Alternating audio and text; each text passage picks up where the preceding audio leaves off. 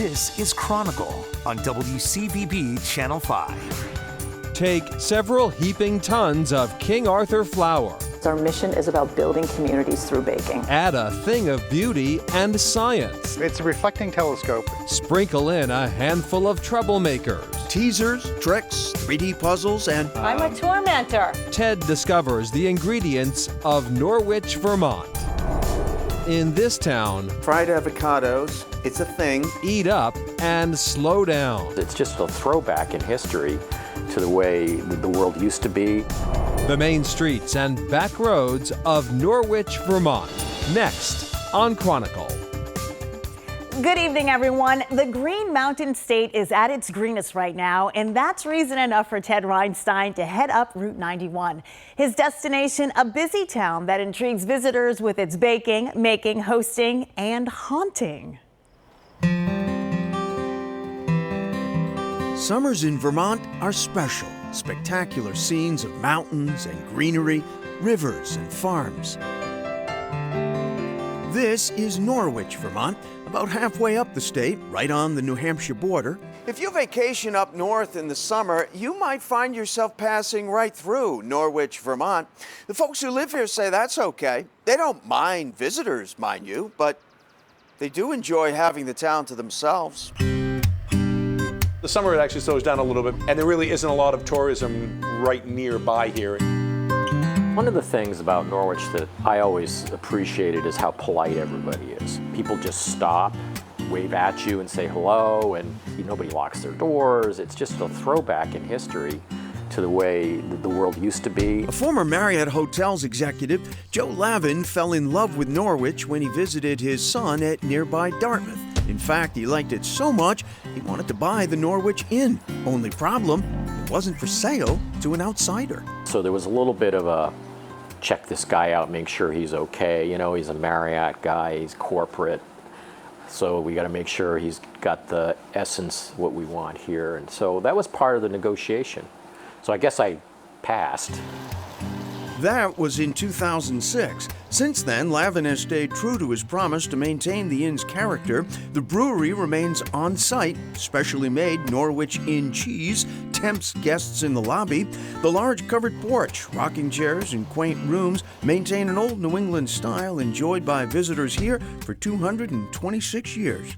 President Monroe actually slept here. Tom Brokaw spent 4 days here doing the story. Julia Child had lunch here twice. Some love it here so much they extend their stays. A lot. In particular, the guests in rooms 20 and 32. A woman apparently had seen our ghost and went into great detail about how the apparition had disturbed her while she was working. The ghost threw a glass of water at her and the bed started to shake. The legend is it's Ma Walker. Ma Walker was the owner of the inn in the Roaring '20s. Theoretically, she's the one who's the ghost. So whenever anything mysterious happens around here that we cannot explain, which happens a lot in the inn business, we always blame it on Ma Walker.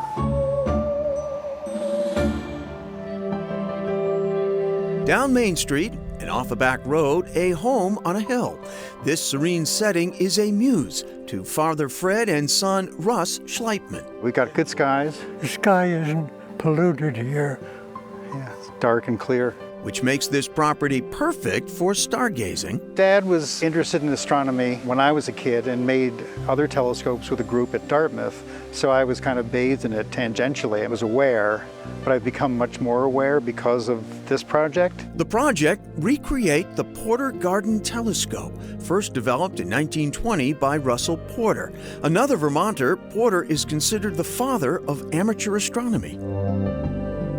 Fewer than 20 of his telescopes were made. Fred Schleipman saw one for the first time 44 years ago, and it immediately became his Helen of Troy. I was smitten. It was love at first sight. The 98-year-old retired engineering professor admired her blend of art, beauty, mechanical design, and he had to have her one way or another. I had hoped to someday be able to make it. It would be 30 years before he would borrow the scope, just as beautiful as he remembered.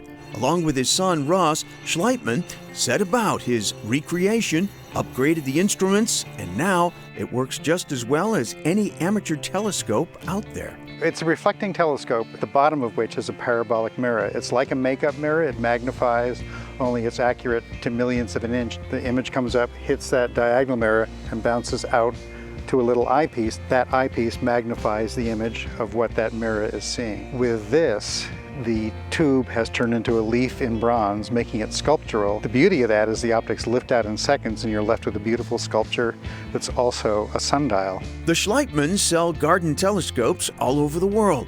Queen Elizabeth has taken an interest in the instrument. Comedian Jay Leno, also a fan. He was so excited he called me when I was crossing the country with it and said, "Where are you now? I can't wait to see you." He was great. Big name customers and a big price tag, $75,000. They're limited and serial numbered. They're limited to 200, so like any significant piece of art, they are a rarity.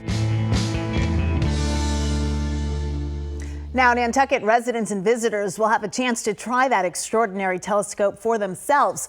One will be available for public use as part of the Nantucket by Design party on August 4th. Farmers bring back a vanished crop.